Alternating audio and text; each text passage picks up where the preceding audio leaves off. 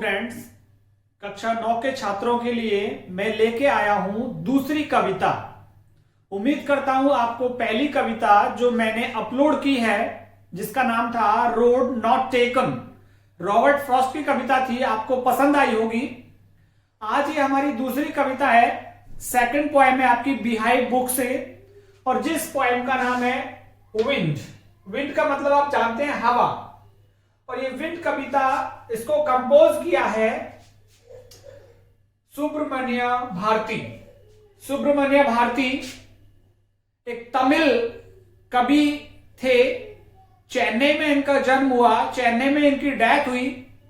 Tamil language में इन्होंने अपनी कविताओं को लिखा, और जो इन्होंने विंड हवा लिखी थी, विंड पोएम लिखी थी तमिल लैंग्वेज में, इसको ट्रांसलेट किया ए.के. रामानुजन। इंडियन पोएट हैं ए.के. रामानुजन, उन्होंने इसको इंग्लिश में ट्रांसलेट किया, और सुब्रमण्यम भारती जिन्होंने इसको तमिल लैंग्वेज में लिखा। चलिए स्टार्ट करते हैं विंड कविता को। विंड मीन्स हवा, और हवा क्या कुछ कर सकती है, अगर तेज बहती है तो कितना तूफान ला सकती है, उस दृश्य को यहां हमारे सामने कवि ने लाने की कोशिश की है। और तूफान से मतलब उसका कठिन समस्याओं से है, कठिन परेशानियों से है, दिक्कतों से है, दुखों से है। तो देखिए स्टार्ट करते हैं। सुब्रमण्य भारती कहते हैं विंड से, विंड कम सॉफ्टली, हवा से निवेदन करते हैं। सुब्रमण्य भारती निवेदन करते हैं कम सॉफ्टली। सॉफ्टली मीन्स स्लोली, धीमे धीमे आओ। आने की बात कर रहे हैं, हवा से आने की बात कर रहे हैं। तो जैसे कि कोई व्यक्ति है, हवा को व्यक्ति का रूप दिया जा रहा है, और उसे कहा जा रहा है कि तुम धीमे धीमे आओ। तो यहां पे हवा का क्या किया जा रहा है? पर्सोनिफिकेशन। पर्सोनिफिकेशन होता है हिंदी में मानवीकरण। मानवीकरण का मतलब होता है जब किसी वस्तु को मनुष्य का रूप दे दिया जाए। जैसे मैं यहां पे लिखता हूं मून स्माइल्स,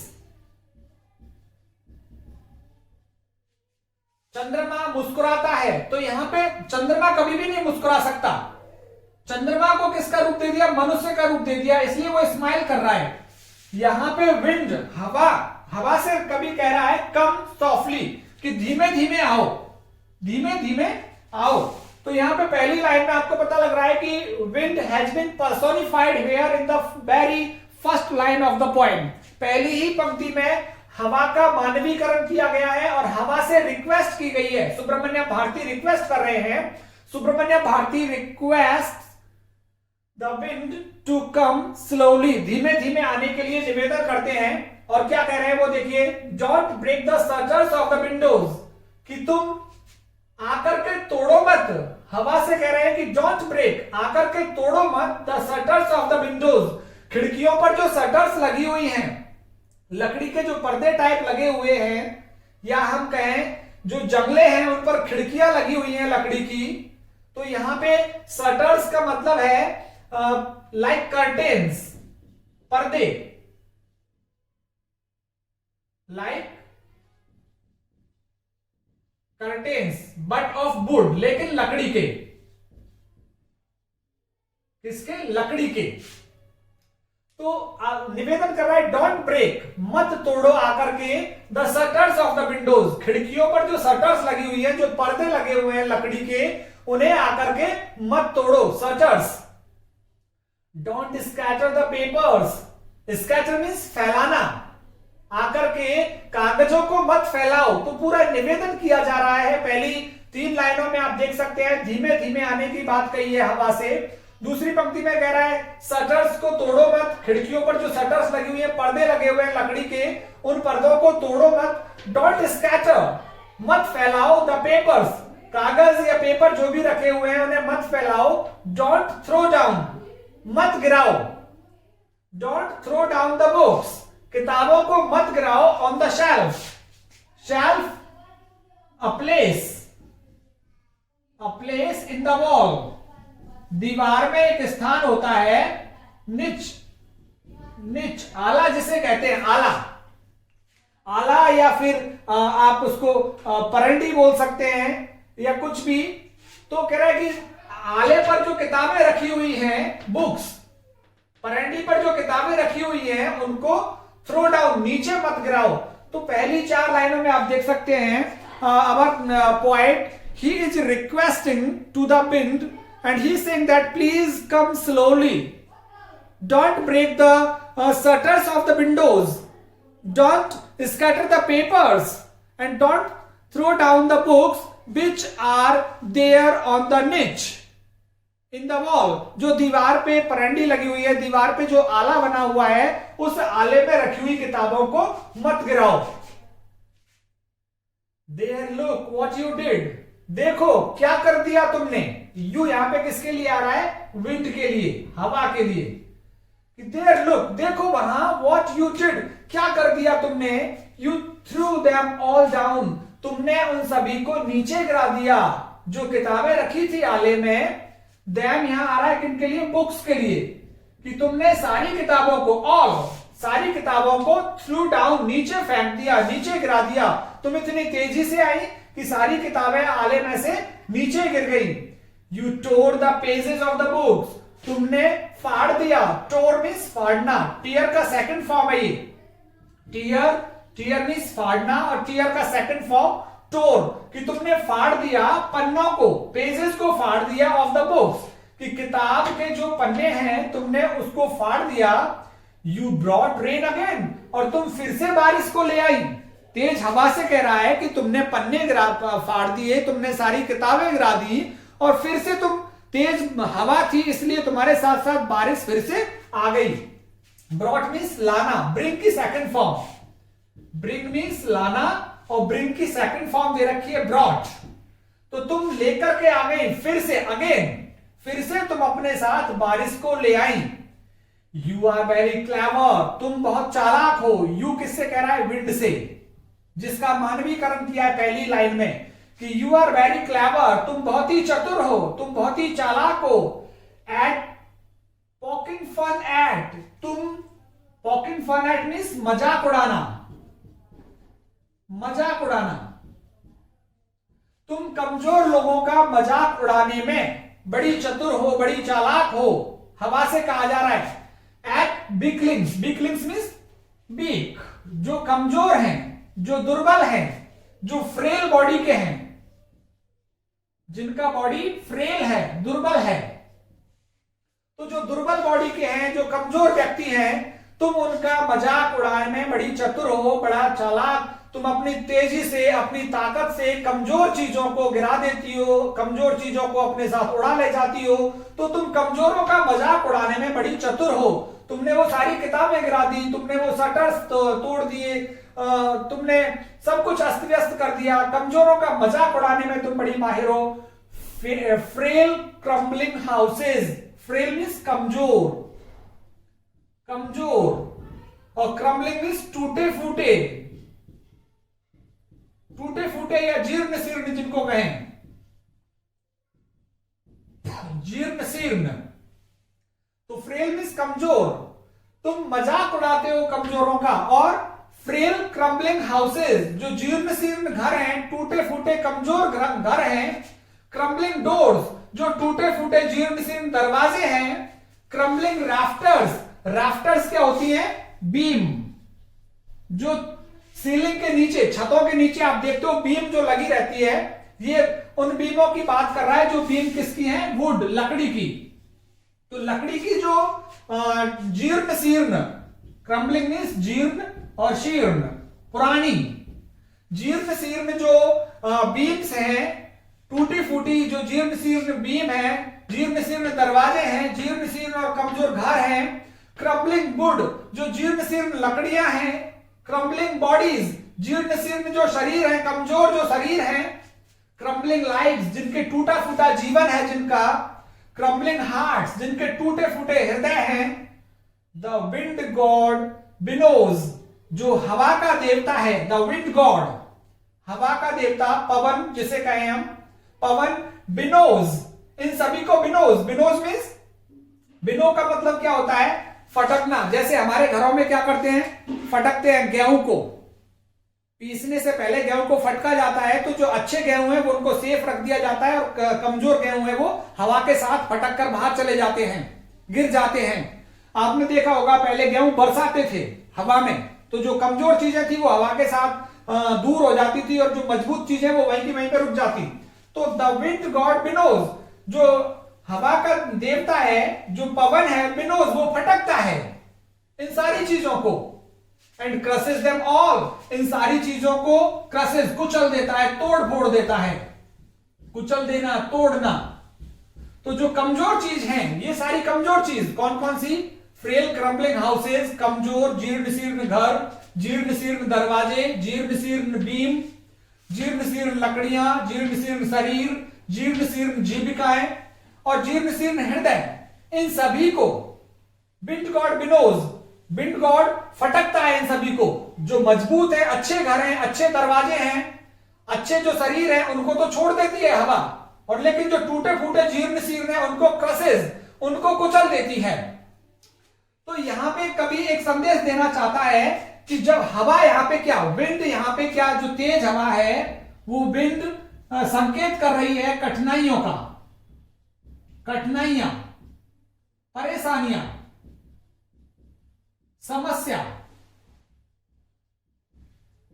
समस्या का संदेश दे रही है हवा, कि इस हवा में जब किसी के सामने कठिनाई आती है,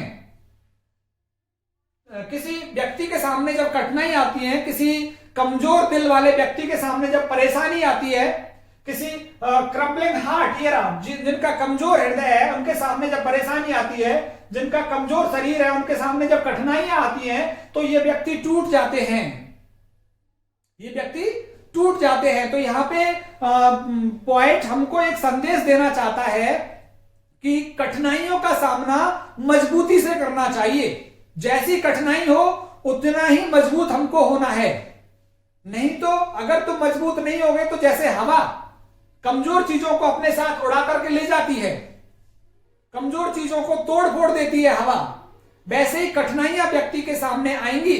तो जो कमजोर हृदय के व्यक्ति हैं, जो शरीर से कमजोर व्यक्ति हैं, जिनका मस्तिष्क और दिल कमजोर है, वो कठिनाइयों को देख करके टूट जाते हैं, परेशानियों से टूट जाते हैं। आगे देखिए, you want to what you tell him, sorry he want to, वो ऐसा नहीं करेगा। ही यहां पे किसके लिए आ रहा है, विंड के लिए आ रहा है, कि हवा ऐसा नहीं करेगी। वॉट यू टेल हिम, कि जो तुम उसको कहते हो ना, हवा ऐसा नहीं करेगी। हिम भी यहां पे हवा के लिए आ रहा है, जो हवा है देवता है पवन देव, पवन देव के लिए आ रहा है कि पवन देव वैसा नहीं करेगा जैसा तुम उसको कहते हो। कि तुम ये कहते हो कि धीमे धीमे बहो, तो वो धीमे धीमे नहीं बहेगा, वो तो जितनी स्पीड से है उसका मन करेगा उतनी स्पीड से बहेगा।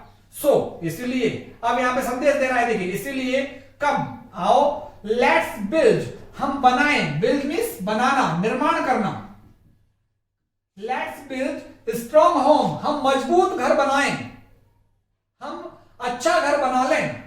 Late joint the doors firmly, firmly means मजबूती से, स्ट्रांगली, हम हमारे घरों के जो दरवाजे हैं उनको मजबूती से जोड़ें, अच्छी तरह से लगाएं दरवाजों को। प्रैक्टिस, अभ्यास करें। टू फॉर्म द बॉडी, शरीर को भी फॉर्म बनाने का, दृढ़ निश्चय बनाने का, मजबूत बनाने का, हम शरीर को भी मजबूत बनाने का अभ्यास करें। मेक द हार्ट स्टीडफास्ट, हम हमारे हार्ट को, हार्ट मीन्स हृदय, हम हमारे हृदय को भी स्टीडफास्ट, पावरफुल बना लें, पावरफुल बना लें, स्ट्रांग बना लें, हम ताकतवर बना लें। हम हमारे हृदय को भी कैसा बना लें, मेक द हार्ट स्टीडफास्ट, हम हमारे हृदय को भी मजबूत बना लें, ताकतवर बना लें। डू दिस, ऐसा करो तुम, ऐसा करो, कैसा, कि अपने घरों को मजबूत बना लो, दरवाजों को मजबूत बना लो, अपने शरीर को मजबूत बना लो। मेक द हार्ट स्टीडफास्ट, अपने हृदय में आत्मविश्वास लेके आओ, अपने हृदय को मजबूत बना लो। डू दिस, ऐसा करो, and the wind will be friends with us, तो फिर ये जो पवन देव हैं, विंड, ये जो हवा है, ये हमारी क्या हो जाएगी, दोस्त हो जाएगी, हमारी मित्र बन जाएगी। तो यहाँ पे कभी हमको एक संदेश देता सा लग रहा है, वो कह रहा है कि जब कठिनाइयां आती हैं, जैसे हवा आती है और कमजोर घरों को उड़ा करके ले जाती है, किताबों को उड़ा के ले जाती है, ऐसे ही जब मनुष्य के जीवन में कठिनाइयां आती हैं तो वो मनुष्य को, वो व्यक्ति जो कमजोर हृदय के हैं, वो व्यक्ति जिनका कमजोर शरीर है, वो व्यक्ति जो मानसिक रूप से कमजोर हैं, शारीरिक रूप से कमजोर हैं, जिनका आत्मविश्वास कमजोर है, कठिनाइयां और परेशानियां उनको तोड़ करके रख देती हैं। इसलिए जब कठिनाइयां और परेशानियां आती हैं तो इंसान को अपने हृदय को मजबूत बनाना है, शारीरिक रूप से अपने आप को मजबूत बनाना है, मानसिक रूप से आपको मजबूत बनाना है, हृदय को भी आपको विश्वास में भर लेना है कि कोई भी कठिनाई आ जाए हमें उसका डटकर मुकाबला करना है। और जितनी बड़ी कठिनाई होगी उतना ज्यादा आप अपने आप को मजबूत बनाओ। तो इसलिए जब तूफान आता है, जिन जगहों पे तूफान आता है, समुद्र के आसपास जो हमारे राज्य हैं, जहां जब तूफान आता है तो वहां पे घर हमारे इन घरों से ज्यादा मजबूती से बने हुए हैं, क्योंकि उनको पता है कि तूफान आएगा तो हम ऐसा मजबूत घर बनाएं कि हमारा घर उड़ के नहीं जाए, हमारा घर टूटे नहीं। इसलिए तूफान और हवा का मतलब यहाँ कठिनाइयों से है, परेशानियों से है कि कठिनाई और परेशानी आए तो मनुष्य को अपने आप को न केवल शारीरिक बल्कि मानसिक रूप से भी तैयार कर लेना चाहिए। तो लास्ट में देखिए लास्ट की जो लाइनें हैं, द विंड ब्लोज आउट, जो हवा है ब्लोज आउट मीन्स बुझा देना, हवा बुझा देती है। बिग फायर, जो कमजोर आग है, जो धीमे धीमे आग जल रही होती है, उसको हवा बुझा देती है। तो यहां पे सीधा सा संकेत मिल रहा है कि जब कठिनाई आती है तो जिस व्यक्ति के अंदर आत्मविश्वास नहीं होता, जो शारीरिक और मानसिक रूप से सक्षम नहीं है, उनको कठिनाई गिरा देती है, कठिनाई उनको असफलता का रास्ता दिखा देती है। कौन से व्यक्तियों को? जो व्यक्तियों का हृदय और मन कमजोर है। जैसे कि आग कमजोर होती है तो उस कमजोर आग को ब्लोज आउट, बुझा देती है क्या? विंड, हवा। तो हवा यहां पे किसका प्रतिनिधित्व कर रही है? कठिनाइयों का। और आग किसका प्रतिनिधित्व कर रही है? हमारे कमजोर हृदय का, हमारे कमजोर शरीर का। तो कमजोर आग को तो हवा भी बुझा देती है। तो कमजोर शरीर, कमजोर मन वाले व्यक्ति को, कम आत्मविश्वास वाले व्यक्ति को तो कठिनाइयां गिरा देती हैं। He makes strong fires roar and flourish. He यहां पे किसके लिए आ रहा है? फिर से गॉड, पवन देव के लिए आ रहा है कि पवन देव मेक्स स्ट्रॉन्ग फायर्स, जो तेज आग होती है उसको तो दहाड़ती है और ज्यादा। जब हवा उसको लगती है, तेज आग को जब हवा लगती है तो रोर, दहाड़ती है वो तेज आवाज, एंड फ्लरिश, और बढ़ती है तेज आवाज। तो तेज आवाज बढ़ती है कब? जब तेज हवा, जब तेज आग कब बढ़ती है? जब उसको, चिंगारी को हवा लग जाती है। तो जब तेज आग जल रही हो और वहां हवा का उसको सपोर्ट मिल जाए तो वो आग और ज्यादा बढ़ जाती है। तो यहां पे इसलिए कह रहा है कि अपने आप को स्ट्रांग बनाओ, मजबूत बनाओ, जिससे कि कठिनाइयां जब आपकी परीक्षा लें तो आप उस परीक्षा में पास हो जाओ। हिज फ्रेंडशिप इज गुड, उसकी जो दोस्ती है, पवन देव की जो दोस्ती है बहुत अच्छी है। वी प्रेज हिम, हम लोग प्रशंसा करते हैं, पूजा करते हैं हिम, पवन देव की। हम पवन देव की पूजा करते हैं, प्रशंसा करते हैं एवरी डे, प्रत्येक दिन। तो प्रत्येक दिन हम पवन देव की प्रशंसा करते हैं, पूजा करते हैं। तो यहां पे ये कविता फिनिश होती है। इस कविता का एक सीधा सा ये संकेत दिख रहा है कि कवि हमें एक मैसेज देना चाहता है, समाज को एक संदेश देना चाहता है कि अपने आप को कॉन्फिडेंट बनाओ, अपने आप को फिजिकली, मेंटली स्ट्रांग बनाओ, जिससे कि आपके सामने प्रॉब्लम्स आएंगी, आपके सामने किसी तरह का स्ट्रांग तूफान आएगा तो आप उस तूफान का डटकर मुकाबला कर सकें। क्योंकि किसी भी तूफान को झेलने के लिए, किसी भी कठिनाई को झेलने के लिए मनुष्य को न केवल मानसिक बल्कि शारीरिक रूप से भी मजबूत होना पड़ता है। लेकिन जो व्यक्ति शारीरिक और मानसिक रूप से मजबूत नहीं होंगे तो कठिनाइयां और परेशानियां उसको तोड़ देंगी, उसको गिरा देंगी। जैसा कि हवा इनके साथ करती है, कमजोर घरों के साथ, कमजोर लकड़ियों के साथ, कमजोर राफ्टर्स के साथ, कमजोर दरवाजों के साथ, जैसे हवा उनको गिरा देती है, तोड़ देती है। लेकिन कवि ने यहां पे कहा है, come let's build strong home, चलो चल करके हम मजबूत घर बनाते हैं। तो हम हमारे हृदय को मजबूत करते हैं, हम हमारे मन को मजबूत करते हैं, हम शारीरिक और मानसिक रूप से ताकतवर हो जाते हैं। फिर आने दो किसी भी कठिनाइयों को, हम उनका डटकर मुकाबला करेंगे। तो ये आपकी कविता, दूसरी कविता हो गई आपके सिलेबस की विंज। पहली कविता रोड नॉट टेकन। अगर आपको मेरा पढ़ाना अच्छा लगा है तो आप मेरे चैनल को सब्सक्राइब कीजिए और अपने उन भाई बहनों को जरूर बताइए जो 10वीं और 12वीं क्लास में हैं कि कक्षा 10 और 12 का पूरा सिलेबस मेरे YouTube चैनल की प्लेलिस्ट में सारी वीडियोस डली हुई हैं, वो आराम से उनका अध्ययन कर सकते हैं कक्षा 10 और 12 के छात्र। बहुत बहुत धन्यवाद आप सभी का।